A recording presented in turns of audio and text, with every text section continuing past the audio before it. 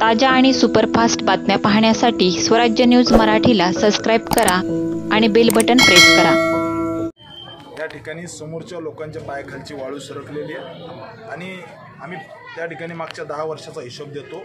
यांच्या पप्पांनी मागच्या 40 वर्षाचा हिशोब द्यावा। कुठल्याही चौकामध्ये आमचे शाजी भाऊ येऊन कुणीही कार्यकर्ते येऊन चर्चा करायला तयार आहे। आम्ही 10 वर्षाचा पैचा हिशोब देतो, त्यांनी त्यांच्या विकासाचा हिशोब द्यावा। मला असं वाटतं की मी या सोलापूर जिल्ह्यातला आमदार आहे, जनतेने स्वीकारलं आहे, आपण उत्साह पाहताय। उद्या जवळजवळ 1.5 लाख लोकांच्या उपस्थितीमध्ये आम्ही फॉर्म भरतोय लोकसभेचा। आपण जनतेचा उत्साह पाहतो।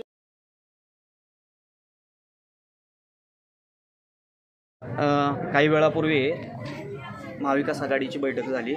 त्यामध्ये समोरचे प्रणिती शिंदे आणि म्हणलेलं आहे की 25 वर्ष हा सोलापूर जिल्हा दोन्ही उमेदवारामुळं पाठीमागे गेला आणि संविधान वाचवण्यासाठी आपण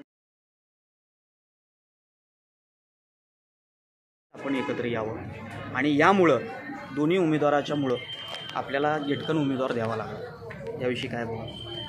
या ठिकाणी समोरच्या लोकांच्या पायाखालची वाळू सरकलेली आहे आणि आम्ही त्या ठिकाणी मागच्या 10 वर्षाचा हिशोब देतो। यांच्या पप्पांनी मागच्या 40 वर्षाचा हिशोब द्यावा।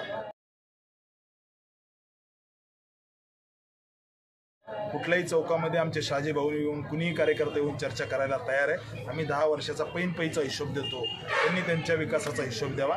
मला असं वाटतं की मी या सोलापूर जिल्ह्यातला आमदार आहे, जनतेने स्वीकारलं आहे, आपण उत्साह पाहताय। उद्या जवळजवळ 1.5 लाख लोकांच्या उपस्थितीमध्ये आम्ही फॉर्म भरतोय लोकसभेचा। आपण जनतेचा उत्साह पाहतो।